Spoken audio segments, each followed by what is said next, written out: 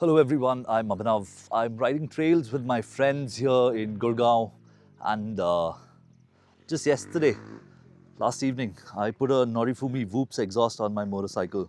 I got this from Indian Racing Bazaar, Jatin Jain.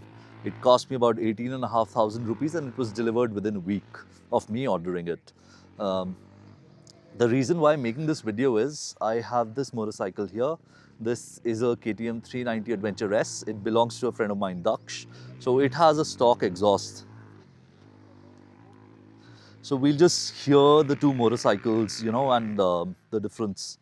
I'm running a DB Killer because I don't want a very loud motorcycle, although it sounds lovely when the DB Killer is out because it's very bassy. Now, you might ask, why did I get an exhaust on the motorcycle? It's not for performance. Um, it's only because I want a nicer looking motorcycle. It's a rally style exhaust. To me, an exhaust should be on the side or slightly under the seat in a rally style, ADV style motorcycle. That just looks right to me. So I did it for the looks, not for performance gain. This motorcycle has enough performance as it is. So let me quickly now first turn on the stock motorcycle. Okay.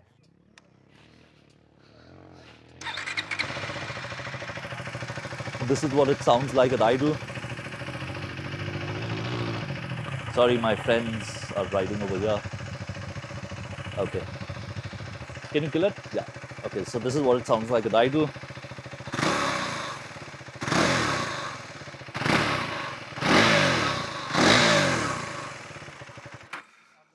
That's not a bad sound at all, in my opinion. I mean, the whole point of an adventure motorcycle is it shouldn't be very loud, it shouldn't be obnoxious. I don't mind the sound really. This one's a bit louder than that. Okay.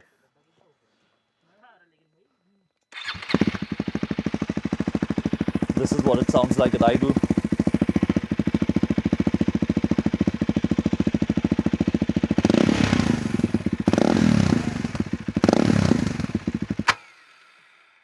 Okay, and it just shut off. I don't know why.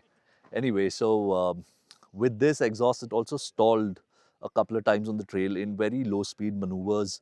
So maybe, we need to add a fuel X to the motorcycle now.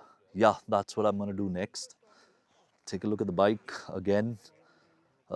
This is the S with the 200 travel and the tubeless rims. This is the R with the 230 travel, 18-inch rear, non-tubeless. And if you look at the tires, I'm running Rise Stock R 02 at the back and a Rise Stock R 01 at the front. Very grippy tires.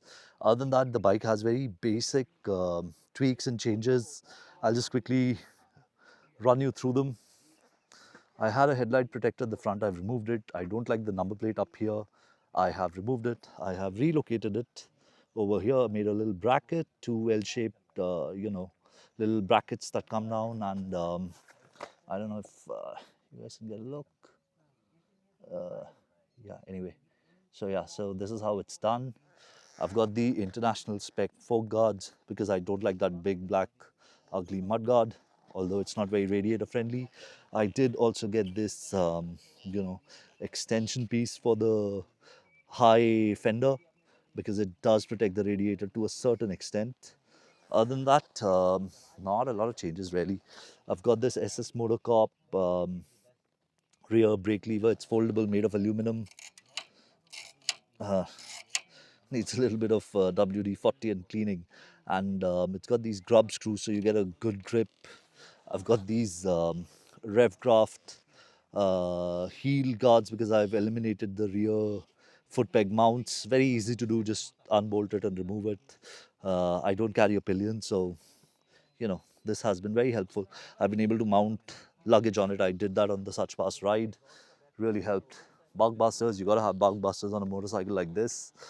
Definitely, because if the bike falls, the stock guards, they just break. And I think the Acerbis guards are also not very good. I mean, they're not as strong as bug busters for sure. I've seen these break as well on this motorcycle.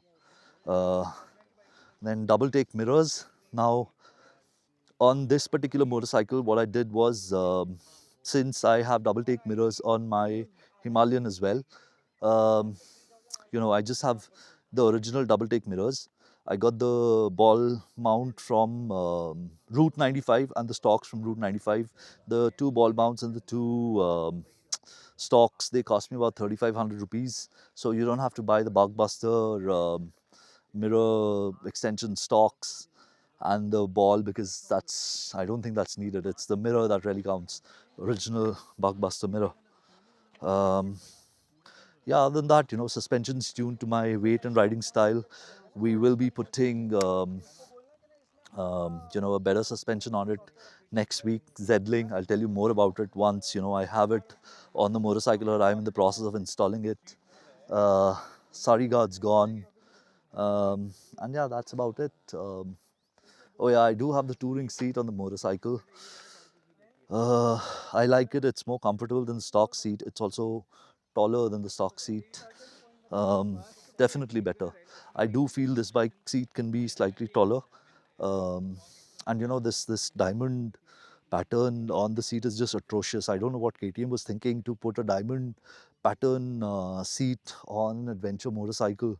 With the whole rally look and everything. It doesn't make sense to me. Uh, yeah, other than that, standard motorcycle, not really done much to it.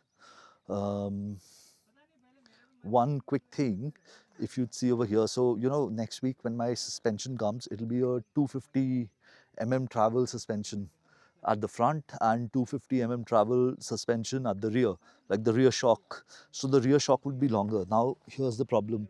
Do you see this? The bend pipe, the way it's been done, um, there's not a lot of clearance between the bend pipe and the swing arm.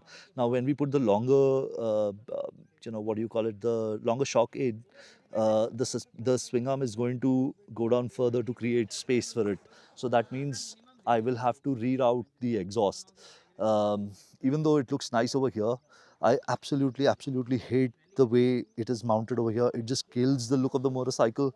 I think the motorcycle should be empty from there, and I like the way the exhaust goes at the back, but I don't like the hanger. There's not any place to mount it, other than this one for a very secure fit. Otherwise, you'll have to make a very long mount, which I anyway don't want to do. So probably we'll have to go with custom piping. What I do intend to do is, if you see this space over here, because we removed the resonator box yesterday to install the mid pipe and then the slip-on exhaust, all this extra space over here, I'll create a routing that goes from in here, and then I'll probably end up putting the exhaust somewhere over here, like 690 enduro style. I think it's going to look nice. I know that people have done it. People in Brazil have done it. um, so I want to do that. I don't want it on the right side, because the pipe will have to go and then reroute and then bend again and then come this side. So I don't want that. I want less bends. So maybe just exhaust on the left. Eventually that's what I'll try to do. I don't know if I'll be able to pull it off, but that's the plan. Other than that, maybe put a Fuel X on the motorcycle, maybe a Powertronic, I don't know. Um, but yeah, simple straight bike, not a lot of changes to it. Let's just see again. Let's try again if the exhaust, if it cuts off again. Deserves one more go, no? Okay.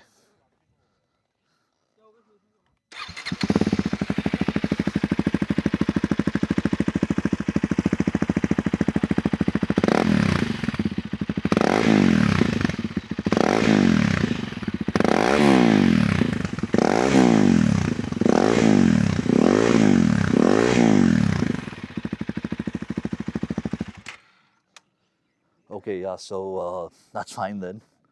No problem. Let me quickly show you. These are my friends. This is the gang. These are the guys we ride with. These are some of the bikes that we use. This is Dipesh Jina's X-Pulse with the rally kit.